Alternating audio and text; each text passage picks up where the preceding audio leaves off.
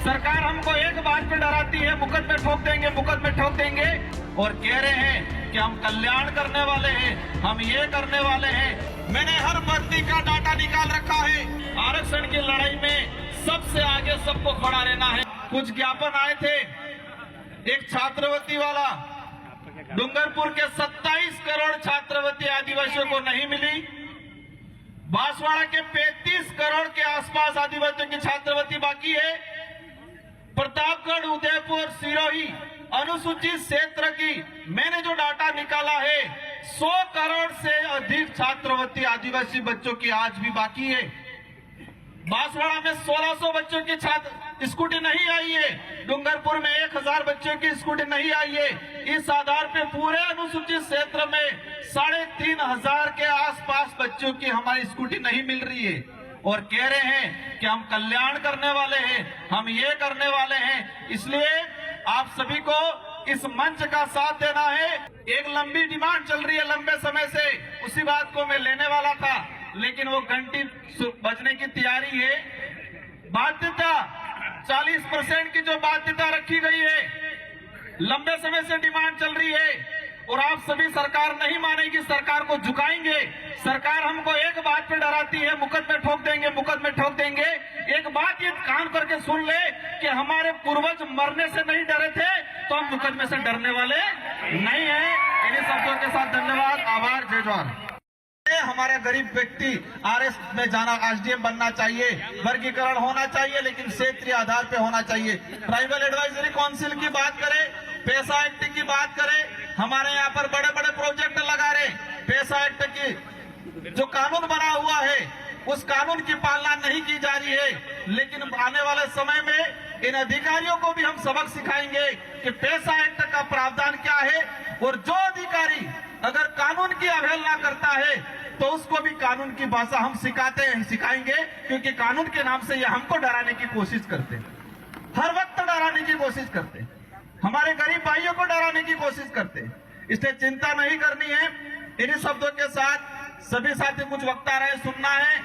और बीच वाला पंडाल इसलिए खुला रखा था क्योंकि बीच में भीड़ ज्यादा होती है। जो गरीब परिवार को नहीं मिला उसको मिलना चाहिए, लेकिन कैसे मिलेगा, कैसे दिलाना है, वो हम तय करेंगे। आदिवासी बाहुल्य क्षेत्र के जितने जो जनप्रतिनिधि है वो तय करेंगे, और वो तय करके टीएससी में भेजेंगे, और ट्राइबल एडवाइजरी काउंसिल राज्यपाल को भेजेगी, और सारे राज्यों के राज्यपाल महोदय राष्ट्रपति को भेजेंगे। इसके बाद तरीके से लागू हो। अगर वर्गीकरण करना है, रेगिस्तान इलाके के भाई मांग कर रहे, डीटीएस दे दो क्षेत्रीय आधार पे, अनुसूचित क्षेत्र में क्षेत्रीय आधार पे दे दो, और शहर या हमारा हाड़ोती वाला इलाका, और फिर गैर अनुसूचित क्षेत्र वर्गीकरण करना है, क्षेत्रीय आधार पे कर दो, तो कोई समस्या भी नहीं आएगी, न कोई लड़ाई होगी, न जातियों में बांटा जाएगा।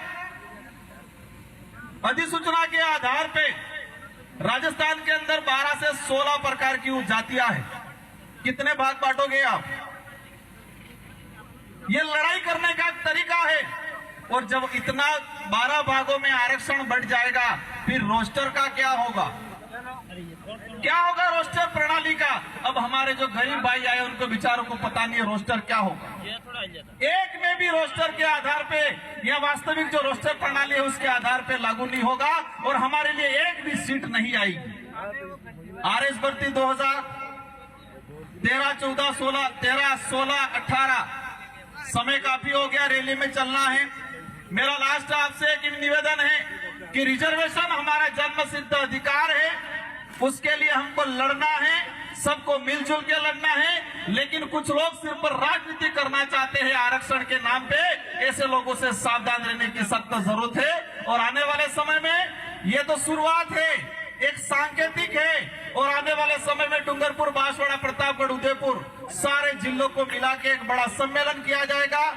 लड़ेंगे जिस तरह से पूर्व में हमारे जितने वक्ताओं ने बोला, 2009 से लगा के जितने जो आंदोलन आ रहे हैं, किए हैं, इन सारे आंदोलनों की वजह से आज कुछ न कुछ परिणाम मिल रहा है। काम नहीं कर सकता हूं तो मुझे जाना पड़ेगा। आप गए कोई दिक्कत नहीं, आपको आपको रैलियां और सभा करने की जरूरत नहीं है। अगर आपको दिलाना ही है वास्तविक, तो आप जाके सत्ता में हो, दिला दो। रैलियां करके हमारे बेरोजगार भाइयों को क्यों बेवकूफ बना दो। हरियाणा का एक मामला था एससी समुदाय से, वो सुप्रीम कोर्ट ने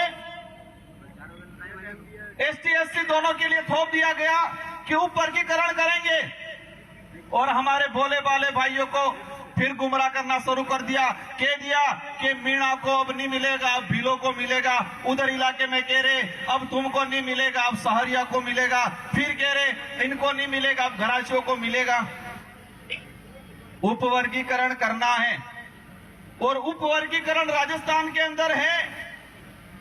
राजस्थान के अंदर उपवर्गीकरण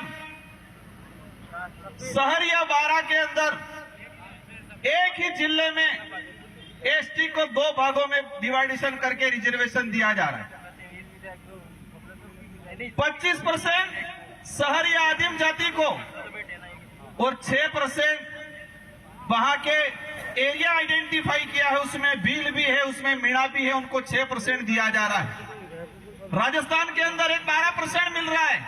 एक सहरिया के अंदर 25% सहरिया आदिम जाति को मिल रहा है, और 6% उसी इलाके के अंदर रहने वाले अन्य एसटी को मिल रहा है।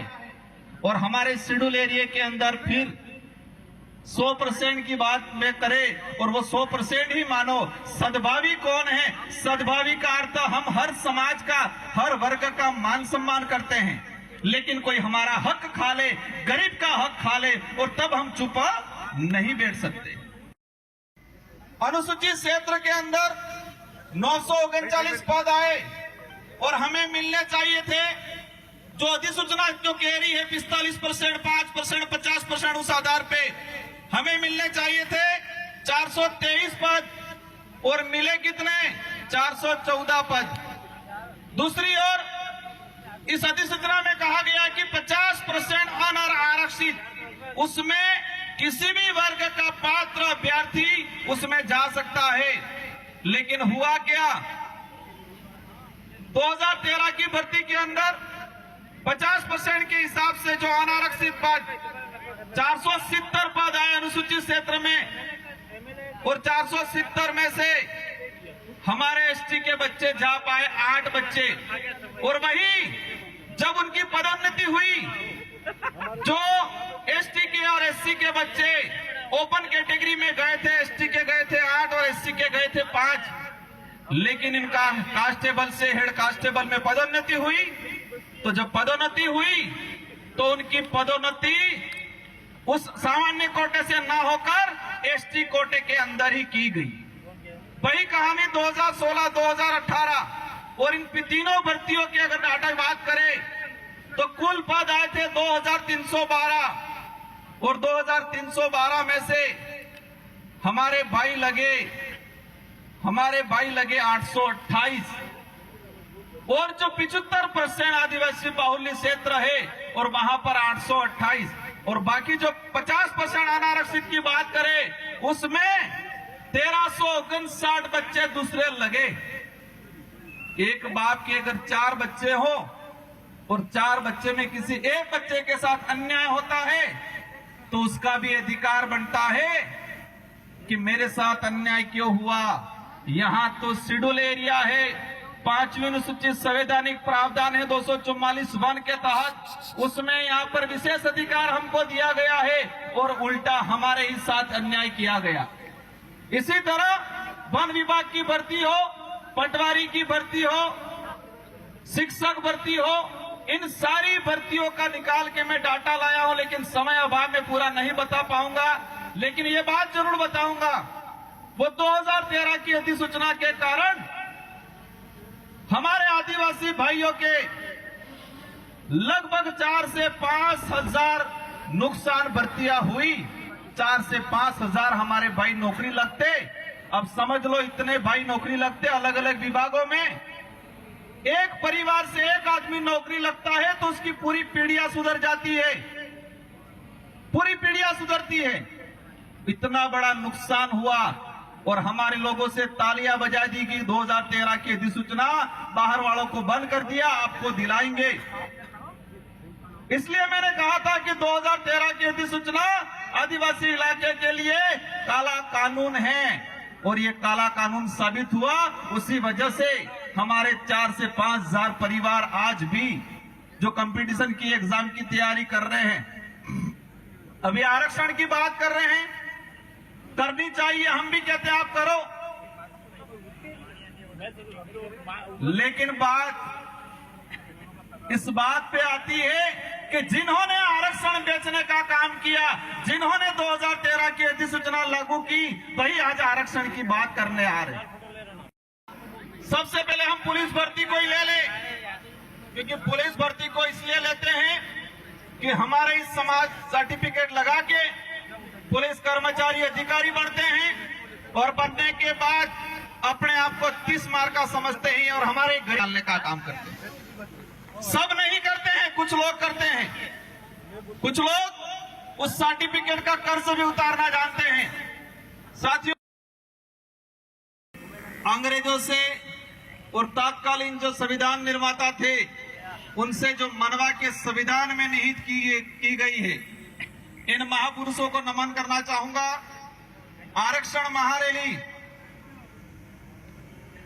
हमारे आदिवासी इलाके के अंदर आजादी के बाद से लगा के आज तक आरक्षण को लेके हमेशा भ्रम पैदा किया गया और भ्रम पैदा करने के बाद समय समय पे अलग अलग तरीके की अधिसूचना लाए ये लोग, और अधिसूचना ला के हमारे ही खिलाफ नीतियां बनाई और हमारे खिलाफ नीतियां बना के हमसे तालियां बजाने का काम किया था आज तक इन लोगों ने। ये जो आज कारवां बैठा हुआ है, ये जितने जो गणवीर हैं, हमारे पूर्व वक्ताओं ने जो बात रखी, एक 2013 की अधिसूचना सबकी जबान पे है, सबके दिमाग में है। और जब 2013 की अधिसूचना जारी की अनुसूचित क्षेत्र के अंदर आरक्षण व्यवस्था को लेके, तो हमारे लोगों को बताया गया कि आपके फायदे के लिए है, आपके बच्चे इससे नौकरी लगेंगे, और हमारे पढ़े लिखे तो ठीक है, लेकिन बेचारे हमारे कभी स्कूल नहीं गए, वो माँ बाप खुश हो गए कि अच्छी अधिसूचना आई है, हमारे लड़के कांस्टेबल बनेंगे, हमारे लड़के आरएस बनेंगे, हमारे लड़के डॉक्टर बनेंगे।